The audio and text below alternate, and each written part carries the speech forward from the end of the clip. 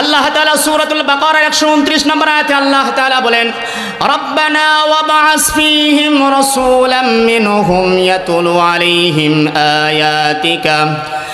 আয়াতিকা ওয়া ইউআল্লিমুহুমুল কিতাবা ওয়াল হিকমা ওয়া ইউযাক্কিহিম ইন্নাকা আনতাল আজিজুল হাকীম। হযরত ইব্রাহিম আলাইহিস সালাতু ওয়াস সালাম আল্লাহ তাআলার কাছে দোয়া করেছেন। ওই সময় যখন ইব্রাহিম আলাইহিস সালাতু ওয়াস সালাম বাইতুল্লাহ নির্মাণ করতেছেন, ওই সময় বাইতুল্লাহ যখন কমপ্লিট হয়ে গিয়েছে, আল্লাহ পাক রব্বুল আলামিন ইব্রাহিমের মনের ভেতরে উদয় একটা জায়গায় দিলেন, ও ইব্রাহিম তুমি আল্লাহ তাআলার কাছে একটা দোয়া করো। এমন সময় দোয়া করবে যে সময় তুমি আল্লাহ পাক রব্বুল আলামিন তোমার এই দোয়াটাকে কবুল করে নিয়ে নেবে। ইব্রাহিম আলাইহিস সালাতু ওয়াস সালাম সর্বশ্রেষ্ঠ দুনিয়ার ঘর বাইতুল্লাহ নির্মাণ করার পর সে আল্লাহ তাআলার কাছে এমন একটা জিনিস চাইলো, যে জিনিস এতদিন চেয়েছে নিয়েছিল, যে ইসমাইল জাবিহুল্লাহ ইসমাইল আলাইহিস সালাতু ওয়াস সালামকে পেয়েছে। হযরত ইব্রাহিম আলাইহিস সালাতু ওয়াস সালাম এবারে চিন্তা করলেন, আমি এবারে ছোট জিনিস চাবো না, আল্লাহ পাক রব্বুল আলামিনের কাছে আপনার আমার নবী হাবিবুল্লাহকে তিনি চেয়েছেন। আমার ভাইয়েরা, আমার বন্ধুরা, হযরত ইব্রাহিম আলাইহিস সালাতু ওয়াস সালাম দোয়া করলেন, ইব্রাহিম খলিলুল্লাহ দোয়া করলেন, তার পাশে সুপারিশ করলেন ইসমাইল জাবিহুল্লাহ। আর যেই ঘরের মধ্যে কারবার চলতেছে তার নাম হলো বাইতুল্লাহ। আল্লাহ পাক রব্বুল আলামিন দুনিয়ার মধ্যে পাঠায়া দিলেন হাবিবুল্লাহ। আমার ভাইয়েরা, আমার বন্ধুরা, আপনার আমার নবী মুহাম্মদ রাসূলুল্লাহ সাল্লাল্লাহু আলাইহি সাল্লাম দুনিয়ার মধ্যে আগমন করেছেন 9 রবিউল আউয়াল সোমবারের দিন। মতান্তরে 8-12 রবিউল আউয়াল সোমবারের দিন শবে সাদেকের সময় মা আমিনার গর্ভে থেকে দুনিয়ার মধ্যে তিনি আগমন করেন। আল্লাহ রাসূল সাল্লাল্লাহু আলাইহি সাল্লাম আগমনটা ছিল গোটা জগতের জন্য রহমত স্বরূপ। তিনি মানবের জন্য রহমত, তিনি দানবের জন্য রহমত, তিনি কাফের মুশরিক বেঈমানের জন্য রহমত।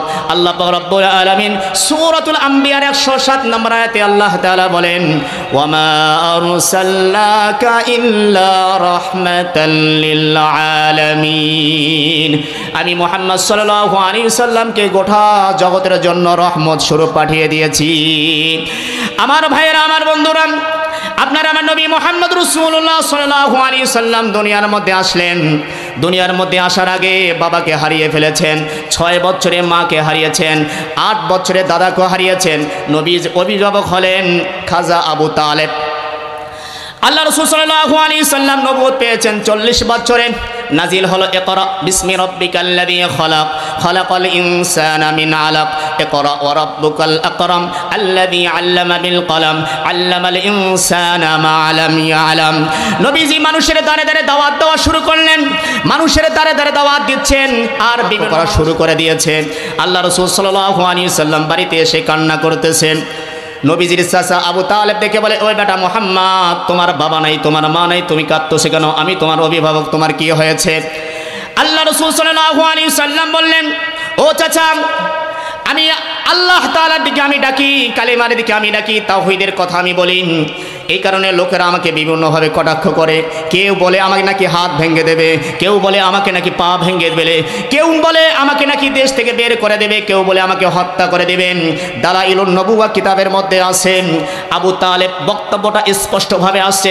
আবু তালেব বলে, ওয়াল্লাহি ওয়াল্লাহি, এ বেটা মুহাম্মদ, আমি আল্লাহর নামে কসম করে বলছি, আমি আবু তালেব যতদিন দুনিয়ার মধ্যে আমি বেঁচে থাকবো, দুনিয়ার জমিনে যতদিন আমি দাফন না হব, ততদিন তোমার হাত ভাঙা তো দূরের কথা, পা ভাঙা তো দূরের কথা, হত্যা তো দূরের কথা, তোমাকে দেশ থেকে দেশান্ত দূরের কথা, তোমার কাছে এসে দাঁড় হতে পারে। আমার বন্ধুগণ, সারা পৃথিবীটা আজ পাপের সাগরে হাবুডুবু খাচ্ছে।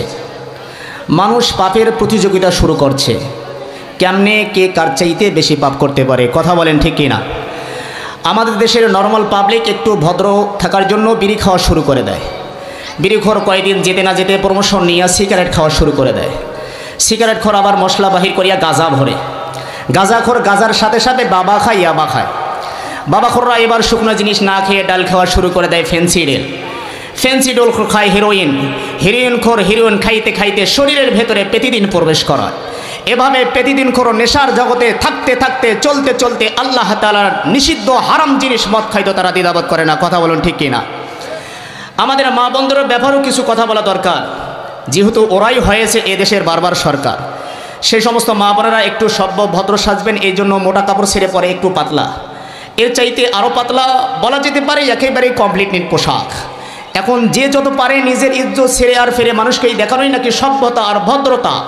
বোরকা পরাটাই নাকি বোকা, অর্ধ উলঙ্গ পোশাক পরে রাস্তাঘাটে ঘোরাফেরাটাই নাকি সভ্যতা আধুনিক স্টাইল। যে জমানায় বসে পেশাব করাটাই নাকি বোকা, দাঁড়িয়ে পেশাব করাটাই নাকি সভ্যতা আধুনিক স্টাইল।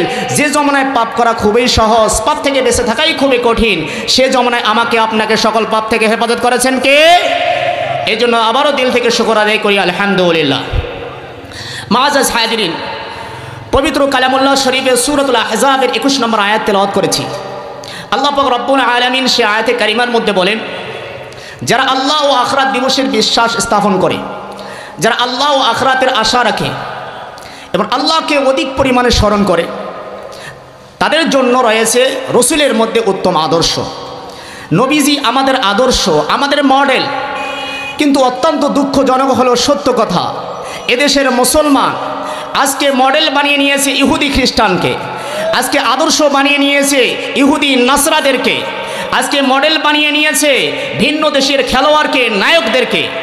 কেন তারা বানিয়েছে? তারা রসুল সম্পর্কে জানে না, রসুলের সম্পর্কে তাদের ধারণা নেই। এই জন্য তারা ভিন্ন দেশিদের ইহুদি খ্রিস্টানদের কালচার, তাদের রং ঢং গ্রহণ করে নিয়েছে।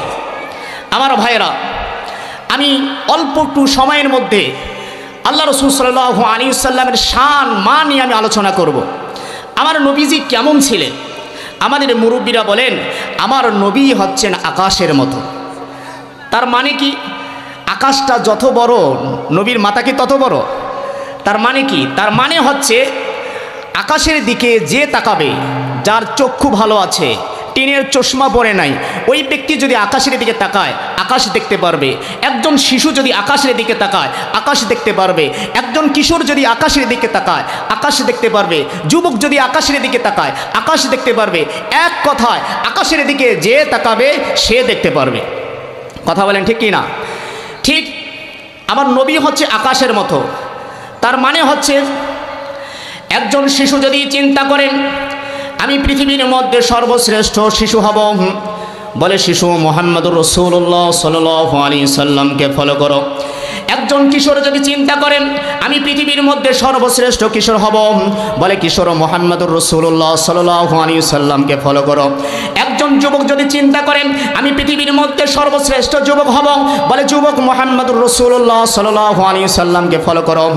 একজন বৃদ্ধ যদি চিন্তা করে আমি পৃথিবীর মধ্যে শ্রেষ্ঠ বৃদ্ধ হব, বলে বৃদ্ধ মুহাম্মদুর রাসূলুল্লাহ সাল্লাল্লাহু আলাইহি সাল্লামকে ফলো করো। একজন বাবা যদি চিন্তা করেন আমি পৃথিবীর মধ্যে সর্বশ্রেষ্ঠ বাবা হব, বলে বাবা মুহাম্মদুর রাসূলুল্লাহ সাল্লাল্লাহু আলাইহি সাল্লামকে ফলো করো। একজন নানা যদি চিন্তা করেন আমি পৃথিবীর মধ্যে সর্বশ্রেষ্ঠ নানা হব, বলে নানা মুহাম্মদুর রাসূলুল্লাহ সাল্লাল্লাহু আলাইহি সাল্লামকে ফলো করো। একজন ইমাম খতিব যদি চিন্তা করে আমি পৃথিবীর মধ্যে সর্বশ্রেষ্ঠ ইমাম খতিব হব, বলে ইমাম খতিব মুহাম্মদুর রাসূলুল্লাহ সাল্লাল্লাহু আলাইহি সাল্লামকে ফলো করো। একজন খাদেম যদি চিন্তা করেন আমি পৃথিবীর মধ্যে সর্বশ্রেষ্ঠ খাদেম হব, বলে খাদেম মুহাম্মদুর রাসূলুল্লাহ সাল্লাল্লাহু আলাইহি সাল্লামকে ফলো করো। একজন রাষ্ট্রনায়ক যদি চিন্তা করে আমি পৃথিবীর মধ্যে সর্বশ্রেষ্ঠ রাষ্ট্রনায়ক হব, তাহলে আমেরিকার দালালি করলে রাষ্ট্রনায়ক হওয়া যাবে না, ভারতের দালালি করলে সেরা রাষ্ট্রনায়ক হওয়া যাবে না। রাষ্ট্রনায়ক হতে চাইলে সে যেন মুহাম্মদুর রাসূলুল্লাহ সাল্লাল্লাহু আলাইহি সাল্লামের আদর্শকে গ্রহণ করে, তাহলে সে সেরা রাষ্ট্রনায়ক হবে। কথা বলুন ঠিক কি না? আমার ভাইয়েরা, আমার বন্ধুরা, সেই নবী দুনিয়ার মধ্যে আগমন করবে, আল্লাহ তাআলা এমনি এমনি দুনিয়ার মধ্যে পাঠাবেন তা না। আমাদের জাতির পিতা হযরত ইব্রাহিম আলাইহিস সালাতু ওয়াস সালাম আল্লাহ তাআলার কাছে দোয়া করেছেন, আল্লাহ তাআলা তাই দুনিয়ার মধ্যে আপনার আমার নবীকে পাঠিয়ে দিয়েছেন। আল্লাহ পাক রব্বুল আলামিন সূরা বাকারা 129 নম্বর আয়াতে আল্লাহ রাসূল সাল্লাল্লাহু আলাইহি ওয়াসাল্লাম দুনিয়ার মধ্যে আগমন করবেন, আমাদের জাতির পিতা ইব্রাহিম আলাইহিস সালাতু ওয়াস সালাম দোয়া করেছেন। আল্লাহ তাআলা সূরাতুল বাকারা 129 নম্বর আয়াতে আল্লাহ তাআলা বলেন, রব্বানা ওয়াবআস ফীহিম রাসূলাম মিনহুম ইয়াতুলু আলাইহিম আয়াতিকা ওয়া ইউআল্লিমুহুমুল কিতাবা ওয়াল হিকমা ওয়া ইউযাক্কিহিম ইন্নাকা আনতাল আজিজুল হাকীম।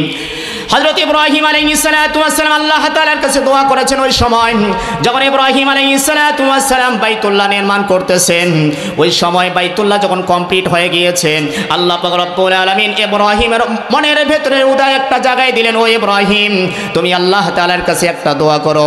এমন সময় দোয়া করবে যে সময় তুমি আল্লাহ পাক রব্বুল আলামিন তোমার এই দোয়াটাকে কবুল করে নিয়ে নেবে। ইব্রাহিম আলাইহিস সালাতু ওয়াস সালাম সর্বশ্রেষ্ঠ দুনিয়ার ঘর বাইতুল্লাহ নির্মাণ করার পর সে আল্লাহ তাআলার কাছে এমন একটা জিনিস চাইলো, যে জিনিস এতদিন চেয়েছে নিয়েছিল, যে ইসমাইল যাবিহুল্লাহ ইসমাইল আলাইহিস সালাতু ওয়াস সালামকে পেয়েছে। হযরত ইব্রাহিম আলাইহিস সালাতু ওয়াস সালাম এবারে চিন্তা করলেন, আমি এবারে ছোট জিনিস চাবো না, আল্লাহ পাক রব্বুল আলামিনের কাছে আপনার আমার নবী হাবিবুল্লাহকে তিনি চেয়েছেন। আমার ভাইয়েরা, আমার বন্ধুরা, হযরত ইব্রাহিম আলাইহিস সালাতু ওয়াস সালাম দোয়া করলেন, ইব্রাহিম খলিলুল্লাহ দোয়া করলেন, তার পাশে সুপারিশ করলেন ইসমাইল যাবিহুল্লাহ। আর যেই ঘরের মধ্যে কারবার চলতেছে তার নাম হলো বাইতুল্লাহ। আল্লাহ পাক রব্বুল আলামিন দুনিয়ার মধ্যে পাঠায়া দিলেন হাবিবুল্লাহ। আমার ভাইয়েরা, আমার বন্ধুরা, আপনার আমার নবী মুহাম্মদ রাসূলুল্লাহ সাল্লাল্লাহু আলাইহি সাল্লাম দুনিয়ার মধ্যে আগমন করেছেন 9 রবিউল আউয়াল সোমবারের দিন। মতান্তরে 8-12 রবিউল আউয়াল সোমবারের দিন শবে সাদেকের সময় মা আমিনার গর্ভে থেকে দুনিয়ার মধ্যে তিনি আগমন করেন। আল্লাহ রাসূল সাল্লাল্লাহু আলাইহি সাল্লাম আগমনটা ছিল গোটা জগতের জন্য রহমত স্বরূপ। তিনি মানবের জন্য রহমত, তিনি দানবের জন্য রহমত, তিনি কাফের মুশরিক বেঈমানের জন্য রহমত। আল্লাহ পাক রব্বুল আলামিন সূরাতুল আম্বিয়ার 107 নম্বর আয়াতে আল্লাহ তাআলা বলেন, ওয়ামা আরসালনাকা ইল্লা রাহমাতাল লিল আলামিন। আমি মুহাম্মদ সাল্লাল্লাহু আলাইহি সাল্লামকে গোটা জগতের জন্য রহমত স্বরূপ পাঠিয়ে দিয়েছি। আমার ভাইয়েরা, আমার বন্ধুরা, আপনার আমার নবী মুহাম্মদ রাসূলুল্লাহ সাল্লাল্লাহু আলাইহি সাল্লাম দুনিয়ার মধ্যে আসলেন। দুনিয়ার মধ্যে আসার আগে বাবাকে হারিয়ে ফেলেছেন, 6 বছরে মাকে হারিয়েছেন, 8 বছরে দাদাকে হারিয়েছেন। নবীর অভিভাবক হলেন খাজা আবু তালেব। আল্লাহ রাসূল সাল্লাল্লাহু আলাইহি সাল্লাম নবুয়ত পেয়েছেন 40 বছরে। নাজিল হলো ইকরা বিসমি রাব্বিকাল্লাযী খালাক খালাকাল ইনসানা মিন আলাক ইকরা ওয়া রাব্বুকাল আকরাম আল্লাযী আল্লামা বিল কলম আল্লামাল ইনসানা মা লাম ইয়ালাম। নবীজি মানুষের দ্বারে দ্বারে দাওয়াত দেওয়া শুরু করলেন, মানুষের দ্বারে দ্বারে দাওয়াত দিচ্ছেন আর বিক্রি করা শুরু করে দিয়েছেন। আল্লাহ রাসূল সাল্লাল্লাহু আলাইহি সাল্লাম বাড়িতে এসে কান্না করতেছেন। নবীজির চাচা আবু তালেব দেখে বলে, ওই বেটা মুহাম্মদ, তোমার বাবা নাই, তোমার মা নাই, তুমি কাঁদতেছো কেন? আমি তোমার অভিভাবক, তোমার কি হয়েছে? আল্লাহ রাসূল সাল্লাল্লাহু আলাইহি সাল্লাম বললেন, ও চাচা, আমি আল্লাহ তাআলার দিকে আমি ডাকি, কালিমার দিকে আমি ডাকি, তাওহীদের কথা আমি বলি। এই কারণে লোকেরা আমাকে বিভিন্নভাবে কটাক্ষ করে। কেউ বলে আমাকে নাকি হাত ভেঙে দেবে, কেউ বলে আমাকে নাকি পা ভেঙে দেবে, কেউ বলে আমাকে নাকি দেশ থেকে বের করে দেবে, কেউ বলে আমাকে হত্যা করে দেবেন। দালাইলুন নবুওয়া কিতাবের মধ্যে আছে, আবু তালেব বক্তব্যটা স্পষ্টভাবে আসছে। আবু তালেব বলে, ওয়াল্লাহি ওয়াল্লাহি, এ বেটা মুহাম্মদ, আমি আল্লাহর নামে কসম করে বলছি, আমি আবু তালেব যতদিন দুনিয়ার মধ্যে আমি বেঁচে থাকবো, দুনিয়ার জমিনে যতদিন আমি দাফন না হব, ততদিন তোমার হাত ভাঙা তো দূরের কথা, পা ভাঙা তো দূরের কথা, হত্যা তো দূরের কথা, তোমাকে দেশ থেকে দেশান্তর দূরের কথা, তোমার কাছে এসে দাঁড় হতে পারবে না। কথা বলেন ঠিক কিনা? আমার ভাইয়েরা, আমার বন্ধুরা, একজন মুশরিক তার ভেতরে নবীর প্রতি ভালোবাসা মহাব্বত কেমন ছিল আজকে মুসলমানের ইমানের মধ্যে পাওয়া যায় না। আমার ভাইয়েরা, আমার বন্ধুরা, আবু তালেব মুশরিক অবস্থায় তিনি মৃত্যুবরণ করেছেন। মুসলিম শরীফের হাদিস 39 নম্বর হাদিস। হাদিসের মধ্যে আছে আল্লাহ রাসূল সাল্লাল্লাহু আলাইহি সাল্লাম তার চাচা মুমূর্ষ অবস্থায় নবীজি তার কাছে এসে বলে, কুল ইয়া আম্মি, ও চাচা আপনি বলুন লা ইলাহা ইল্লাল্লাহ কালিমাতান, এই বাক্যটি একবার পড়ুন, আশহাদু লাকা বিহা ইনদাল্লাহ, আমি আল্লাহ তাআলার কাছে আমি সাক্ষ্য দিয়ে দেব, আপনার জন্য আমি সাক্ষ্য দিয়ে দেব। কিন্তু আবু তালেব মুশরিক অবস্থায় মৃত্যুবরণ করেছে। আমার ভাইয়েরা, আমার বন্ধুরা, আল্লাহ রাসূল সাল্লাল্লাহু আলাইহি সাল্লাম নবুয়ত পাওয়ার পরে মানুষের দ্বারে দ্বারে দাওয়াত দিচ্ছেন। বিভিন্ন মানুষ বিভিন্নভাবে কটাক্ষ করতেছে। কেউ নবীকে পথভ্রষ্ট বলেছে, কেউ নবীকে বিপদগামী বলেছে, কেউ নবীকে কবি বলেছে, পাগল বলেছে, কবি বলেছে, এরকমভাবে বিভিন্নভাবে কটাক্ষ করছেন। আল্লাহ পাক রব্বুল আলামিন প্রত্যেকটা ফুতুর জবাব আল্লাহ তাআলা কোরআনুল হাকিমে দান করেছেন। আমার ভাইয়েরা, আমার বন্ধুরা, কোরআনুল কারীম খুলে দেখুন, আপনার আমার নবী মুহাম্মদুর রাসূলুল্লাহ সাল্লাল্লাহু আলাইহি সাল্লামকে কাফের মুশরিকরা পথভ্রষ্ট বলছেন। তো আল্লাহ পাক রব্বুল আলামিন কোরআনুল কারীমের সূরা নাজমের 2 নম্বর আয়াত আল্লাহ তাআলা নাজিল করে উত্তর দিয়েছেন, মা দাল্লা সাহিবুকুম ওয়া মা গাওয়া। ও মক্কার কাফের মুশরিকরা, তোমরা মুহাম্মদ সাল্লাল্লাহু আলাইহি সাল্লামকে পথভ্রষ্ট বলছো। মুহাম্মদ সাল্লাল্লাহু আলাইহি সাল্লাম পথভ্রষ্ট নয়। কাফের মুশরিকরা আপত্তি করেছে মুহাম্মদ নিজে নিজে বানায় বানায় কথা বলেন। আল্লাহ পাক রব্বুল আলামিন সূরা নাজমের 2-3 নম্বর 4 নম্বর আয়াত নাজিল করে দিয়েছেন, ওয়া মা ইয়ানতিকু আনিল হাওয়া ইন হুয়া ইল্লা ওয়াহয়ুন ইউহা। ও কাফের মুশরিকরা, মুহাম্মদ যা বলে আমি বলাই তারপরে তিনি বলেন। কাফের মুশরিকরা আপনার আমার নবীর ব্যাপারে আপত্তি করেছে মুহাম্মদ পাগল, কয় মুহাম্মদ পাগল। আল্লাহ পাক রব্বুল আলামিন কোরআনুল কারীমের সূরা তাকবীরে 22 নম্বর আয়াত নাজিল করে দিয়েছেন, ওয়া মা সাহিবুকুম বিমাজনুন। ও মক্কার কাফের মুশরিকরা, মুহাম্মদ সাল্লাল্লাহু আলাইহি সাল্লাম পাগল নয়। কাফের মুশরিকরা আপনার আমার নবী মুহাম্মদ সাল্লাল্লাহু আলাইহি সাল্লামকে এরকম ভাবে কবি বলেছে। আল্লাহ পাক রব্বুল আলামিন সূরা হাক্কার 41 নম্বর আয়াত আল্লাহ তাআলা নাজিল করে দিয়েছেন, ওয়া মা বিকাউলি শাইরিন কলিলাম মা তুমিনুন। মুহাম্মদ সাল্লাল্লাহু আলাইহি সাল্লাম তিনি কবি নয়। কাফের মুশরিকরা শুধু তাই নয়, আপনার আমার নবী মুহাম্মদ সাল্লাল্লাহু আলাইহি সাল্লামকে গণক বলেছেন। তো আল্লাহ পাক রব্বুল আলামিন কোরআনুল কারীমের সূরা হাক্কার 42 নম্বর আয়াত নাজিল করে দিয়েছেন, ওয়ালা বিকাউলি কাহিনিন কলিলাম মা তাযাক্কারুন। ও কাফের মুশরিকরা, মুহাম্মদ সাল্লাল্লাহু আলাইহি সাল্লাম এটা গণক নয়, এটা গণকের কথা নয়। তোমরা অল্প সংখ্যকে তোমরা ঈমান আনে থাকো। আল্লাহ পাক রব্বুল আলামিন প্রত্যেকটা আপত্তির জবাব দিয়ে দিয়েছেন। আজকে নাস্তিক মুরতাদরা আমার নবীর বিরুদ্ধে কথা বলে, আমি আল্লাহর নামে হলফ করে বলছি, আজও যদি ওহী বার্তা চালু থাকতো, ওহীর দরজা চালু থাকতো, আজও আল্লাহ পাক রব্বুল আলামিন ওহীর আলোকে নবীর শান মান ইজ্জত রক্ষা করতেন। আমার ভাইরা, কিন্তু ওহীর দরজা বন্ধ। আমার ভাইরা, আমার বন্ধুরা, আপনার আমার নবীর শান আল্লাহ তাআলা কত উপরে রাখছেন। বলে যত নবী রাসূল দুনিয়ার মধ্যে আগমন করেছেন, সব নবী রাসূলের উপরের মর্যাদা আপনার আমার নবীর মর্যাদা। কোরআনুল কারীম খুলে দেখেন, আল্লাহ পাক রব্বুল আলামিন হযরত আদম থেকে নিয়ে ঈসা পর্যন্ত কোরআনুল কারীমে যত নবীর নাম আছে, সব নবীকে নামে যখন সম্বোধন করে ডাকছেন, তখন আল্লাহ তাআলা ইয়া বলে সম্বোধন করেছেন, অভ্যাস সুযোগ ইয়া বলে সম্বোধন করেছেন।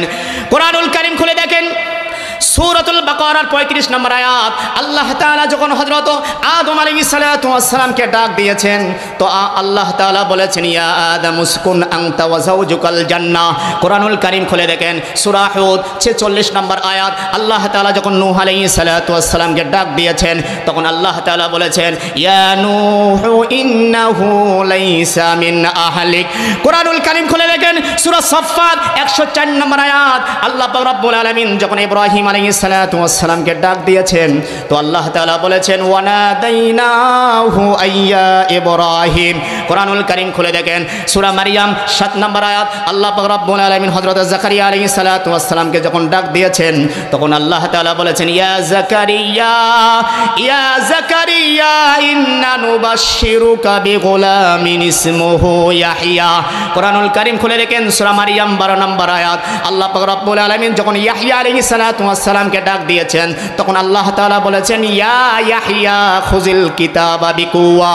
শুধু তাই নয়, আল্লাহ পাক রব্বুল আলামিন যখন দাউদ আলাইহিস সালাতু ওয়াস সালামকে ডাক দিয়েছেন, কোরআনুল কারীম খুলে দেখেন, সূরা সাদ 26 নম্বর আয়াত, আল্লাহ পাক রব্বুল আলামিন তখন বলেছেন, ইয়া দাউদ ইন্না জাআলনাকা খলিফাতান ফিল আরদ।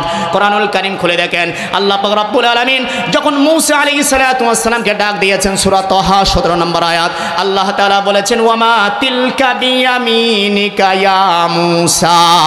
আল্লাহ পাক রব্বুল আলামিন যখন হযরত ঈসা আলাইহিস সালাতু ওয়াস সালামকে ডাক দিয়েছেন, সূরা আল ইমরান 55 নম্বর আয়াত খুলে দেখেন, আল্লাহ পাক রব্বুল আলামিন ঈসা আলাইহিস সালাতু ওয়াস সালামকে বলেছেন, ইয়া ঈসা ইন্নী মুতাওয়াফফিকা ওয়া রাফিউকা ইলাইহি। একটি জায়গাও আপনার আমার নবীকে ইয়া বলে সম্বোধন করে নাই, একটি জায়গাও কোরআনুল কারীমের অভ্যাস সূচক বাক্য বলে সম্বোধন করে নাই। আল্লাহ পাক রব্বুল আলামিন আপনার আমার নবীকে যখন এই ডাকছেন, আপনার আমার নবীর কলিজার টুকরা নবীর নাম কোরআনুল কারীমে 4 বার আসছে। কতবার? কোরআনুল কারিমে আপনার আমার নবীর নাম আছে 4 বার। প্রথম যে জায়গায় পাবেন সূরা আল ইমরান 144 নম্বর আয়াত। আল্লাহ পাক রব্বুল আলামিন আপনার আমার নবীকে কি বলে সম্বোধন করেছেন? ওয়ামা মুহাম্মাদুন ইল্লা রাসূলুন ক্বাদ খালাত মিন ক্বাবলিহির রাসূল। কোরআনুল কারিম খুলে দেখেন, আল্লাহ পাক রব্বুল আলামিন আপনার আমার নবীর নাম দ্বিতীয় জায়গায় আসছেন সূরাতুল আহজাব 40 নম্বর আয়াত। আল্লাহ পাক রব্বুল আলামিন বলেন, মা কানা মুহাম্মাদুন আবা আহাদিম মির রিজালিকুম। কোরআনুল কারিমে আপনার আমার নবীর কলিজার টুকরা নবীর নাম 4 বার আছে। প্রথম যে জায়গায় আছে সূরা আল ইমরান 144 নম্বর আয়াত, ওয়ামা মুহাম্মাদুন ইল্লা রাসূলুন ক্বাদ খালাত মিন ক্বাবলিহির রাসূল। দ্বিতীয় জায়গায় সূরা আহজাব 40 নম্বর আয়াত, মা কানা মুহাম্মাদুন আবা আহাদিম মির রিজালিকুম ওয়ালাকিন রাসূলুল্লাহি ওয়া খাতামান নাবিয়্যিন। তৃতীয় জায়গায় মুহাম্মদ নামে সূরা 2 নম্বর আয়াত, ওয়াল্লাযীনা আমানু ওয়া আমিলুস সালিহাতি ওয়া আমানু বিমা নুজিলা আলা মুহাম্মদ। চতুর্থ জায়গায় আমার নবীর নাম আছে সূরা ফাতাহ 29 নম্বর আয়াত, মুহাম্মাদুর রাসূলুল্লাহ ওয়াল্লাযীনা মাআহু আশিদ্দাউ আলাল কুফার। একটি জায়গাও আপনার আমার নবীকে ইয়া বলে সম্বোধন করে নাই।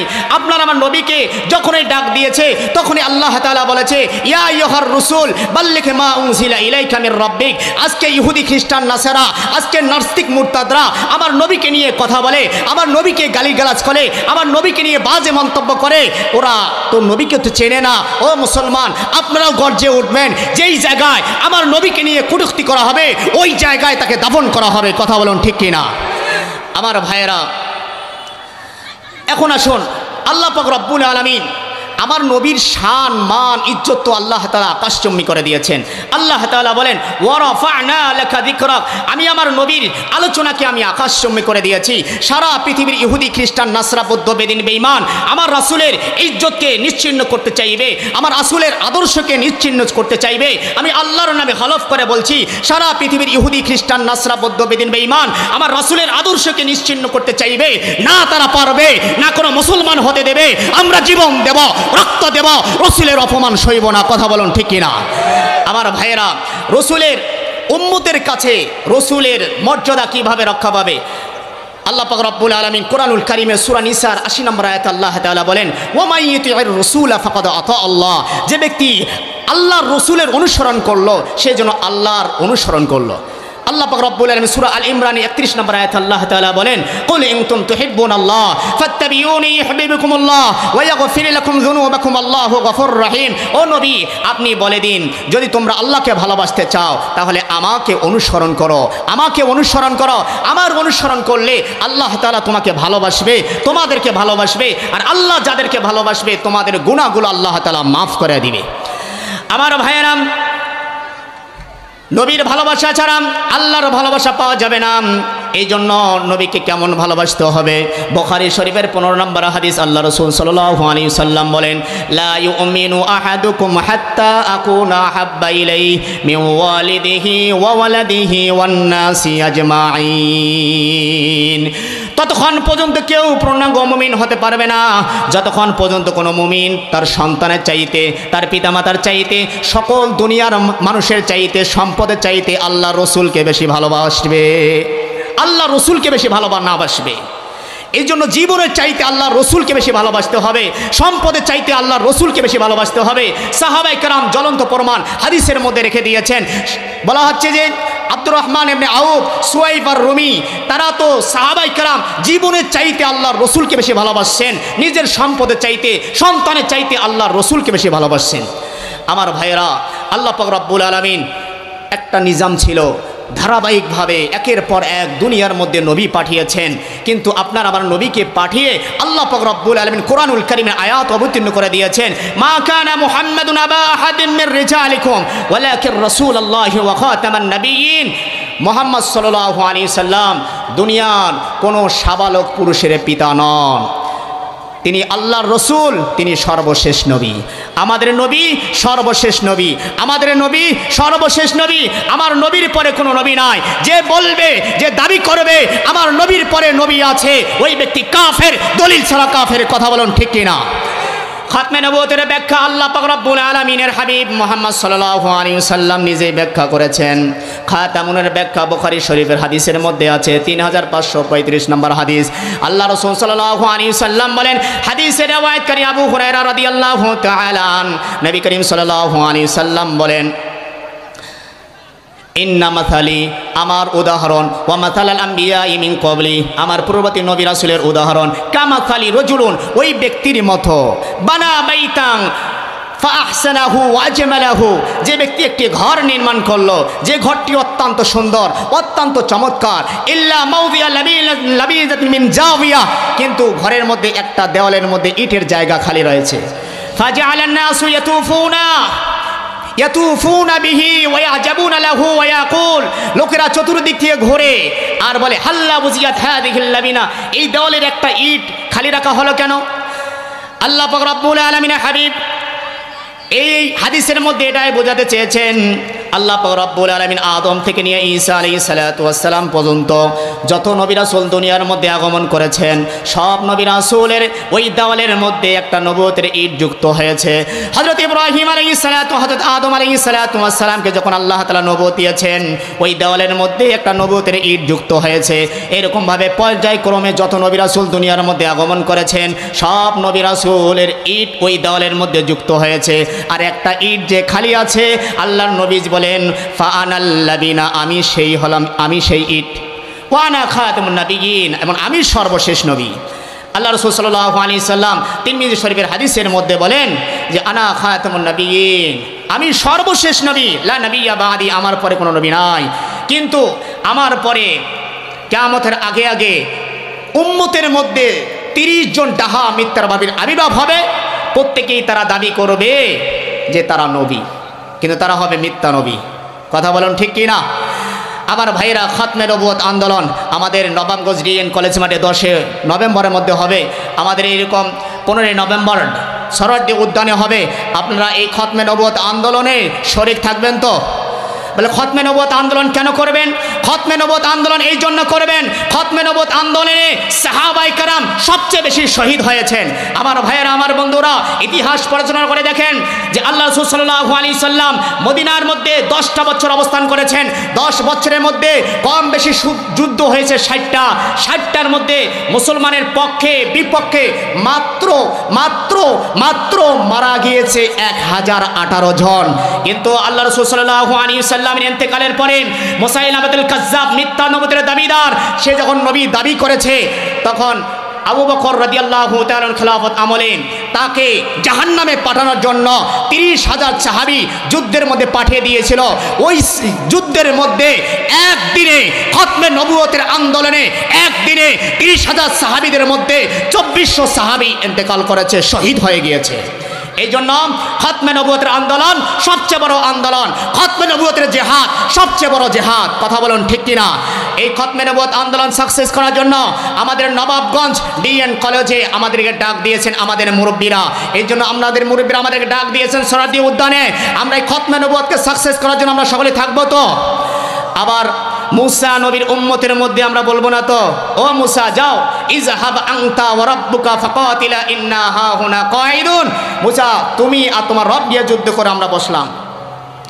বরং সাহাবায়ে কেরাম বলেছিল, ইযহাব আনতা ওয়া রাব্বুকা ফাকাতিলা ইন্না মাআকুমা জাহিদুন, ও নবী, আমরা যদি সে জমানায় থাকতাম আমরা বলতাম, নবী আপনি যান, আপনি একা নন, আপনার সঙ্গে আল্লাহ আছে, আপনার সঙ্গে আমরাও আছি। ঠিক আমরাও বলবো আমরা সেই নবীর উম্মত, আমরাও বলবো আমরা সেই নবীর অনুসারী। আমরাও বলবো আমাদের আকাবিররা নবাবগঞ্জে ডাক দিয়েছেন, আমাদের আকাবিররা এরকম বা সরোয়ার্দী উদ্যানে ডাক দিয়েছেন।